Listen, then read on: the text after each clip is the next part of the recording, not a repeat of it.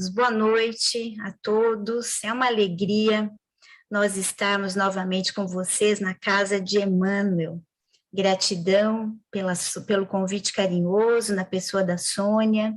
É sempre muito bom nós estarmos ou termos a oportunidade de pesquisar, de refletir, de estudar um pouco mais sobre a doutrina espírita que é tão consoladora. Então, nós rogamos sempre que a mensagem do Mestre Jesus possa tocar os nossos corações. E para a pesquisa de hoje, nós utilizamos então a tradução do Novo Testamento de Haroldo Dutra Dias, pela FEB, as obras básicas da codificação, o Evangelho segundo o Espiritismo, o Livro dos Espíritos, o Céu e o Inferno segundo o Espiritismo, a Gênese, e outras obras subsidiárias que nós vamos citando ao longo da nossa exposição. E o tema proposto para as nossas reflexões de hoje está no Evangelho de Mateus, capítulo 10, e diz o seguinte nos versículos de 34 a 36. Não penseis que vim trazer a paz à terra, não vim trazer a paz, mas a espada. Então esse é o nosso tema. E a continuação desse versículo que diz: porque eu vim pôr em dissensão o homem contra seu pai, a filha contra sua mãe e a nora contra sua sogra, e assim os inimigos do homem serão seus familiares. Olha só, gente, que negócio é esse? Jesus trazendo a espada e não a paz. Como essa fala de Jesus nos parece estranha, em uma primeira análise, nós vamos então pedir ajuda a Kardec no Evangelho segundo o Espiritismo, lá no capítulo 23, A Estranha Moral. Então, nesse capítulo, Kardec analisa algumas passagens, falas do Cristo que parecem esquisitas e às vezes até chocantes, porque contrastam com os ensinamentos do Mestre, com sua linguagem, com a sua maneira de ser. Mas Kardec, na introdução do Evangelho segundo o Espiritismo, lá no item 3, Notícias Históricas, ele vai dizer o seguinte, que para compreender certas passagens dos evangelhos é necessário conhecer o valor das palavras que caracterizam os costumes da sociedade judaica da época. E ele diz que essas palavras, não tendo para nós o mesmo sentido do que naquela época, frequentemente foram mal interpretadas. A compreensão do seu significado explica o sentido verdadeiro de certas máximas que parecem estranhas à primeira vista. Então, meus amigos, isso é bastante importante. Kardec nos ensina a retomar o contexto em que as palavras foram ditas, proferidas com os ouvidos e a mente daquele povo da época. Aí sim, nós conseguimos trazer para o nosso cotidiano. E ele vai enfatizar no capítulo sobre a pobreza de linguagem da época.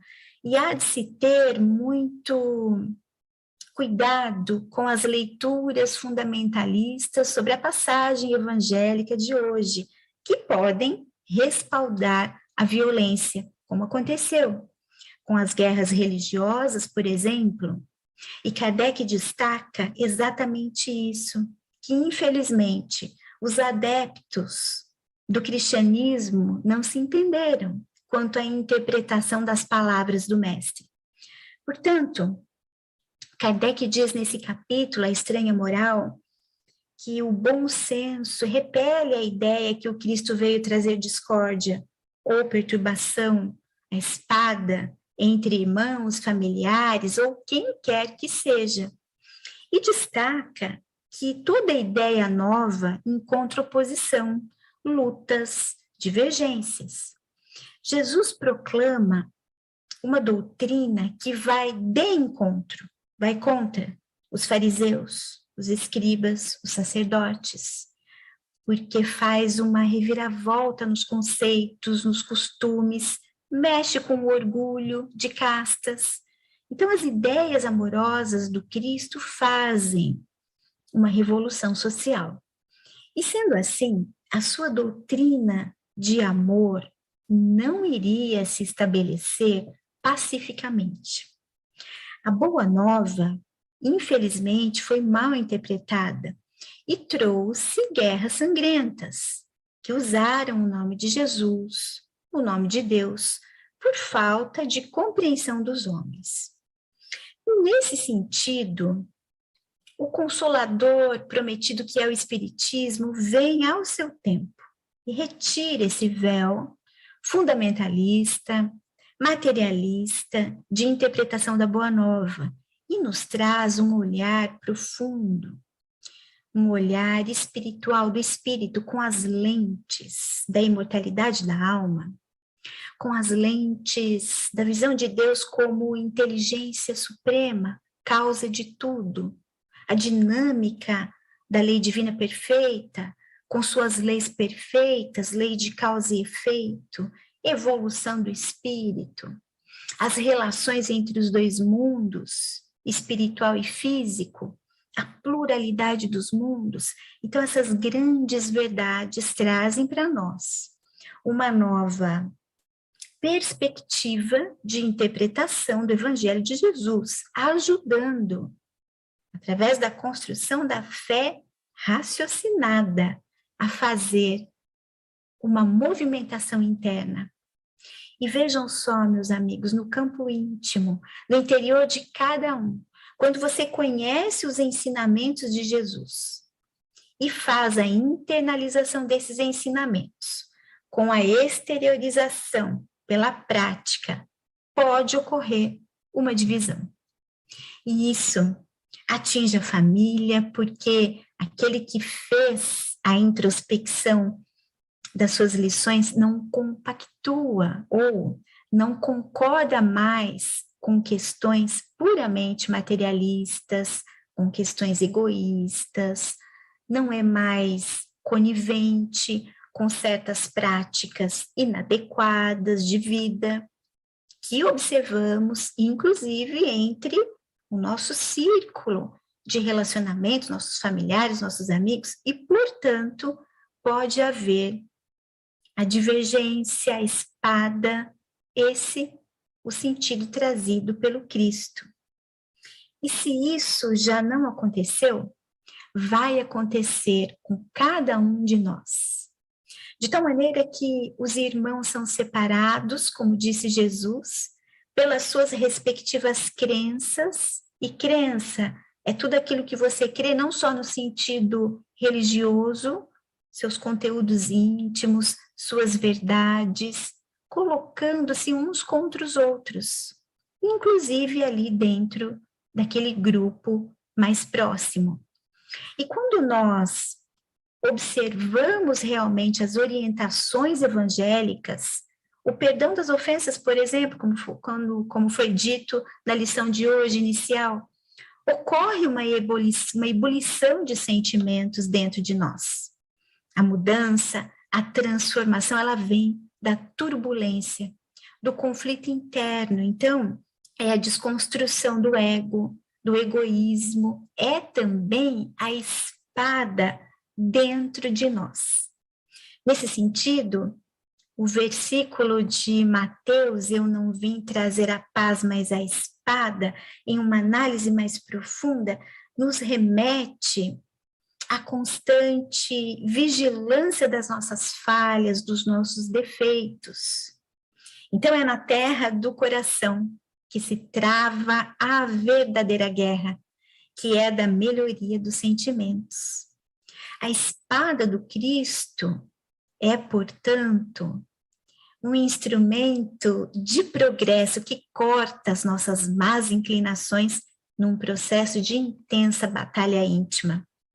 E a partir desta espada do Cristo, que nós vamos caminhar para a paz verdadeira, que é aquela dentro de nós, e, portanto, se exterioriza e contagia a todos. E o Cristo, nesse sentido, é o nosso modelo e guia. o espírito mais perfeito que já passou pela Terra, segundo as informações dos espíritos da codificação. Está lá na questão 625 do Livro dos Espíritos. Então, ele é o caminho, a verdade e a vida, e seguir os seus passos, as suas orientações, é do nosso interesse evolutivo. Jesus é o caminho para a paz. Então, meus amigos, paz não significa ausência de guerras, de problemas. A sociedade atual tem enfrentado muitos problemas, muitas lutas, transgressões, conflitos de toda espécie, refletindo uma profunda crise moral. Não há paz.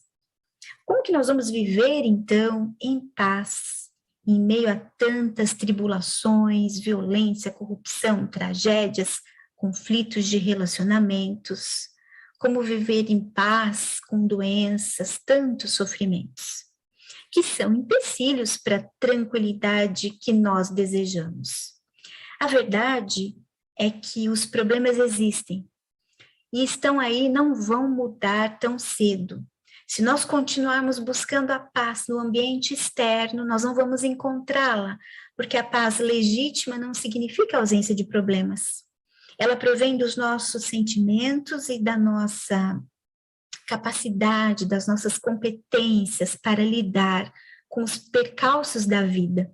E o Espiritismo, ele nos ensina que nós somos construtores do nosso destino, herdeiros de nós mesmos, inseridos em um mundo de provas e expiações, um mundo ainda com um cenário difícil, de espíritos imperfeitos que somos, onde a dificuldade faz parte ainda de uma etapa transitória e de aprendizado. As nossas fragilidades e desequilíbrios íntimos são antagônicos à paz, porque são frutos do egoísmo, do orgulho, nos impedindo de perdoar, por exemplo, de buscar a humildade e de compreender o próximo. Então, é necessário que se faça um exame interno para auscultar as profundezas da nossa alma, identificando o que nós precisamos melhorar, quais são as imperfeições que bloqueiam o avanço do espírito para a paz. E nós vamos aprender sobre isso na obra O Céu e o Inferno, lá no capítulo 7, o Código Penal da Vida Futura. Kardec vai nos dizer ali que o sofrimento é que nos tira a paz.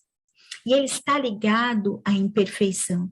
Então, meus amigos, é só nós pensarmos quem é que sofre no trânsito, quem é que não tem paz. Será que é o paciente, o tolerante, aquele que tem equilíbrio emocional, ou o explosivo, o irado, que não tem controle sobre si mesmo e pode, inclusive, naquele momento, provocar mais sofrimento, agredindo alguém fisicamente? Vejam que a doutrina espírita, ela nos oferece subsídios para que a gente possa entender as crises, oferecendo ferramentas para o enfrentamento das mesmas, na busca da paz.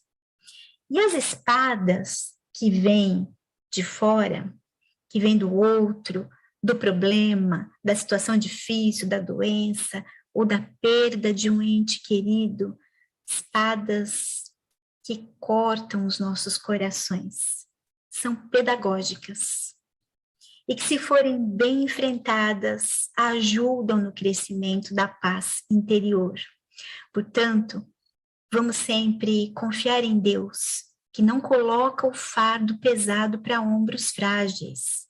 O peso é proporcional às nossas forças sempre. Então, nós temos condições de carregar esse peso, de lidar com a espada e potencialidades para superar.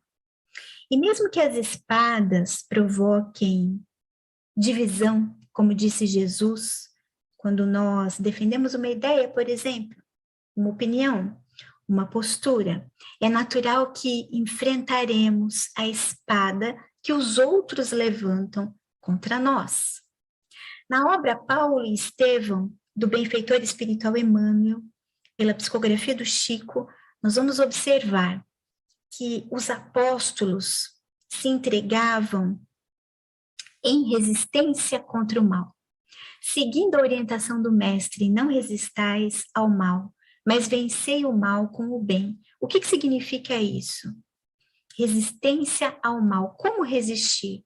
Com pequenas porções de amor. Muitas vezes silenciando, porque naquele momento crucial de conflito em que o outro levanta a espada da crítica, da maledicência, da agressividade contra nós, um debate não será proveitoso. É melhor recuar, calar, com paciência, usar a ferramenta da oração, aguardando um posterior esclarecimento sobre aquela situação ou o momento certo para conversar e resolver.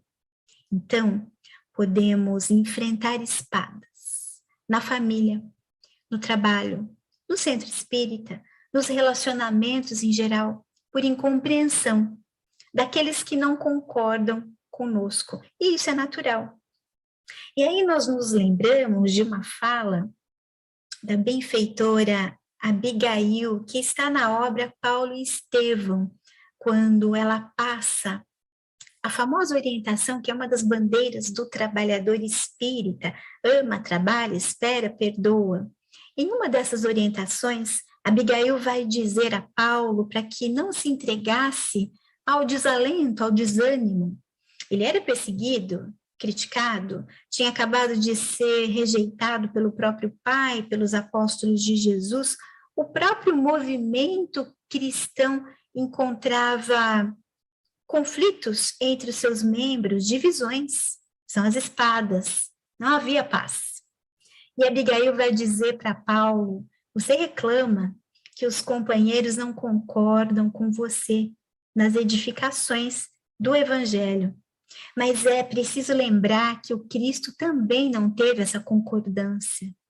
Os apóstolos não puderam concordar com o Mestre enquanto ele esteve com eles.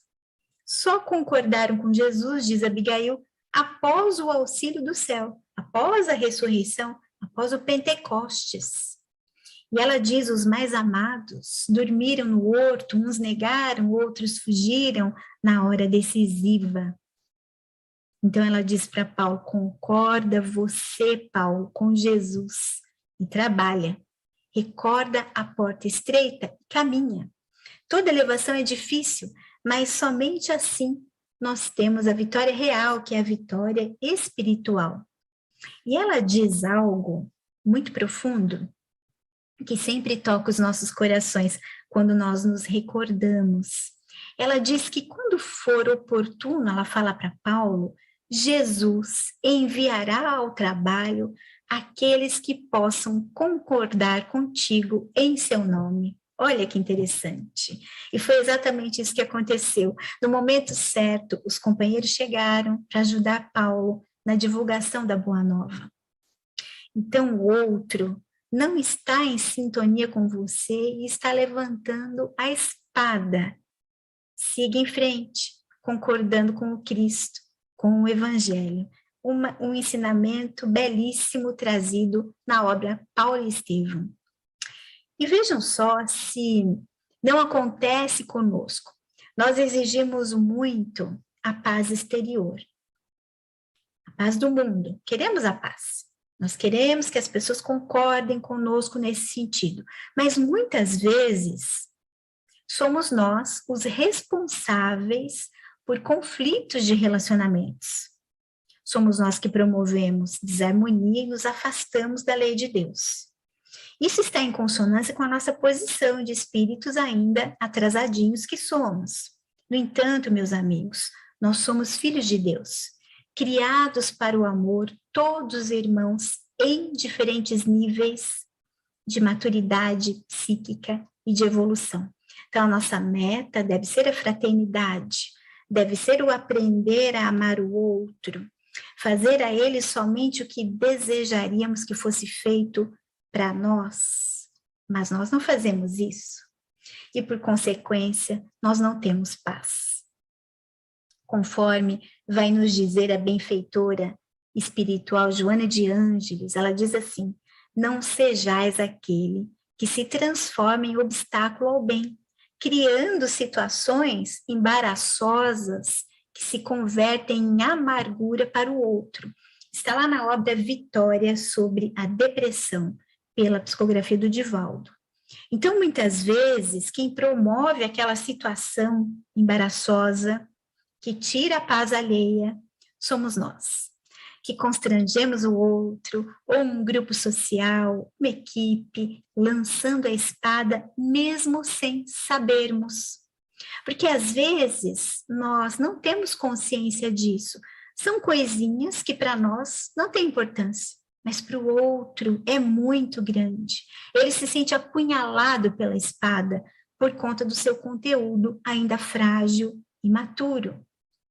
Mas tudo isso pode ser melhorado e um caminho para a paz interior proposto por Kardec através de uma belíssima orientação do Espírito Lázaro, selecionada para o Evangelho segundo o Espiritismo, lá no capítulo 17, diz assim: na ordem dos sentimentos, o dever é muito difícil de ser cumprido, porque se acha em antagonismo com as seduções e interesses do coração.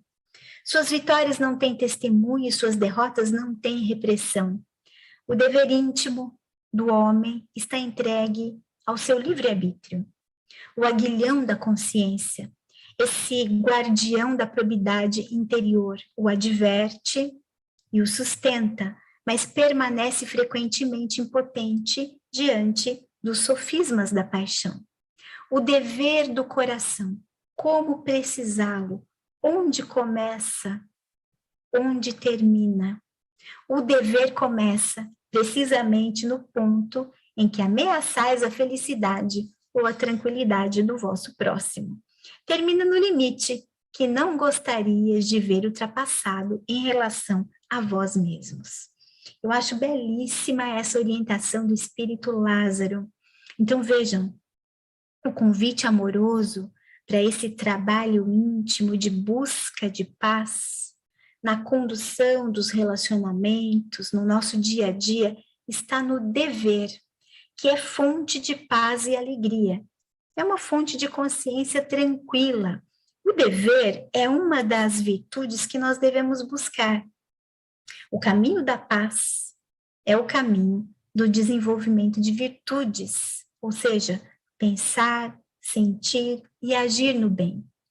É dessa maneira que nós vamos realizar o encontro com a paz da consciência do dever cumprido. E aí sim, pacificados, nós vamos encontrar a paz do mundo. Mas por enquanto, para atingir a paz, nós precisamos das espadas. Precisamos dos escândalos. De que maneira?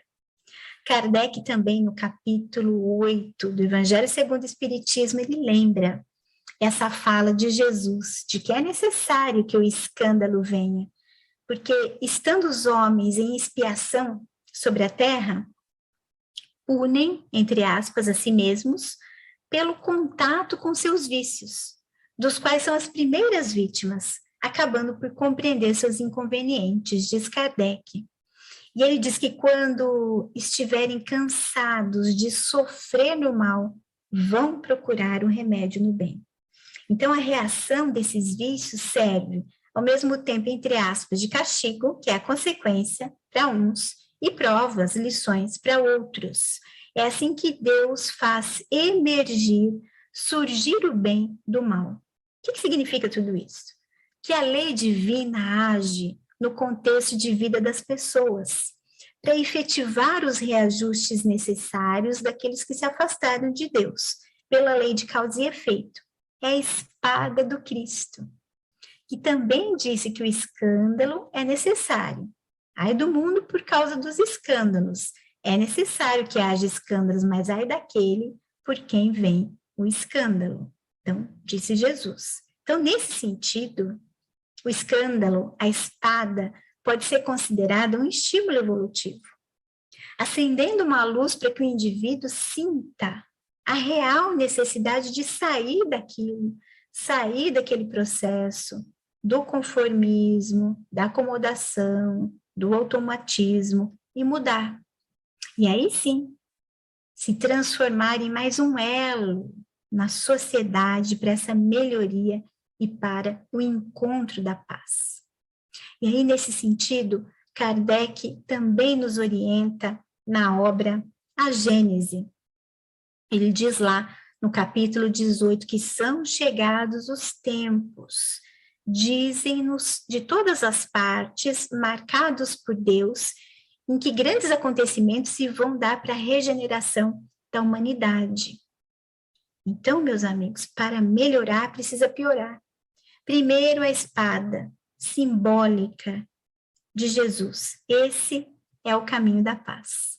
Portanto, o Espiritismo, que amplia a mensagem do Cristo, é uma poderosa ferramenta para se obter a paz, já que nos convida a uma reflexão intensa, apresentando para nós a chave do progresso individual, através do conhecimento de si mesmo, conforme nos orienta o benfeitor espiritual Santo Agostinho, lá na questão 919 do Livro dos Espíritos. E Santo Agostinho diz assim: examinai o que pudestes ter obrado primeiro contra Deus, depois contra o vosso próximo e finalmente contra vós mesmos. As respostas vos darão ou descanso para vossa consciência, paz, ou a indicação de que algum mal precise ser curado. Então, a espada do Cristo nos ajuda a nos tornarmos pacíficos e pacificadores. E nós também temos dicas de como fazer isso no capítulo 9 do Evangelho segundo o Espiritismo. Bem-aventurados os mansos e os pacíficos. Kardec seleciona essas duas bem-aventuranças do Sermão do Monte para compor esse capítulo. Bem-aventurados os mansos, porque eles herdarão a terra. E bem-aventurados os pacíficos, porque serão chamados filhos de Deus. Essas duas não estão na sequência, mas estão correlacionadas por questões importantes. A primeira, os mansos herdarão a terra. Para que nós possamos herdar a terra regenerada, Jesus nos apresenta o Evangelho, que é um roteiro de transformação moral. Porque mundo de regeneração implica em humanidade regenerada. E os pacificadores serão chamados filhos de Deus. Então, há uma correlação entre ser filho de Deus e ter uma herança. Os pacificadores, aqueles que têm a capacidade da paz, da brandura, é que vão conquistar o espaço. E o manso é aquele que conseguiu pacificar a própria alma. O pacífico é aquele que não revida a ofensa. E o pacificador é o que promove a paz. O Cristo era pacífico e pacificador, porque ele tinha uma postura ativa no mundo e não se promove paz sem sacrifício. Jesus é o exemplo disso. Ele recebeu agressões, não revidou e ensinou pelo exemplo. E ele disse também: tomai sobre vós o meu jugo, que é a direção, e aprendei de mim, que sou manso e humilde de coração. Assim, no Evangelho segundo o Espiritismo, Kardec comenta essas máximas e diz que Jesus estabelece como diretriz, como lei, a doçura, a moderação, a mansuetude, a afabilidade e a paciência, condenando a agressividade, a violência, a cólera e até mesmo toda expressão descortês para com o seu próximo. Kardec vai explicar que toda palavra ofensiva exprime um sentimento contrário à caridade que deveria regular as relações dos homens. Meus amigos, tem pessoas que são tóxicas, são agressivas, têm palavras ásperas, irônicas, e às vezes basta uma palavra descortês para ir como uma espada no psiquismo sensível e frágil do nosso próximo. Em vários momentos do Novo Testamento, nós vamos observar Jesus condenando a agressividade. Nós temos a fala de Jesus para Pedro, que tirou a espada. Então, durante a prisão de Jesus no jardim Getsêmani, ao ser abordado pelos soldados romanos, há a intervenção de Pedro, que tira a espada e corta a orelha de um servo do sumo sacerdote, o Malco, segundo o Evangelho de João, lá no capítulo 18. E aí Jesus vai dizer, embainha a tua espada, porque quem com ferro fere, com ferro será ferido. Pedro interiorizou essa orientação do mestre, levou consigo no coração durante a vida, mas Malco não. Quem conta isso para nós é a benfeitora espiritual Amélia Rodrigues, através da psicografia do Divaldo Pereira Franco na obra Até o Fim dos Tempos, em A Espada e a Cruz. E ela conta que Malco absorveu aquela agressão e continuou perseguindo cristãos, até que em uma dessas perseguições o Pedro é preso e levado até a colina onde ele seria crucificado. E ele é reconhecido pelo Malco, que passa a agredi-lo, mostra a orelha, e Pedro vai se lembrando de todo aquele dia horrorizado pela sua atitude no passado e acaba se ajoelhando e pede perdão ao Malco. Quando ele faz isso, os legionários do conselheiro do imperador, vendo aquilo, acham muito esquisito e dizem, mas se esse homem a quem nós vamos crucificar, que é uma pessoa importante entre os seguidores do carpinteiro, está se ajoelhando aos teus pés, certamente você é muito mais importante do que ele, Malco. Nós vamos te crucificar também. Olha só, Malco se desespera, diz ser inocente e é crucificado também, junto com Pedro. Lembrando a lei de causa e efeito, né? Jesus disse, quem com ferro fere. Mas a benfeitora espiritual Amélia Rodrigues, ela diz o seguinte, ela destaca nessa passagem algo muito interessante. Ela diz que há espadas invisíveis que despedaçam vidas, esfacelam esperanças, ceifam ideais. As espadas invisíveis são os conteúdos ou os conflitos perturbadores, como o ressentimento, a mágoa, no caso de Malco. Pedro ataca Malco no passado com uma espada visível, real, concreta. E Malco guarda a espada invisível do ressentimento. Quantos de nós não fazemos isso? Essa espada, ela atinge o nosso coração, faz a ferida da mágoa, faz mal para nós, não para o outro. Outras espadas invisíveis dentro de nós são tantas, além da mágoa, a culpa, o remorso, são conteúdos que nós devemos trabalhar, buscar, movimentar e ir transformando.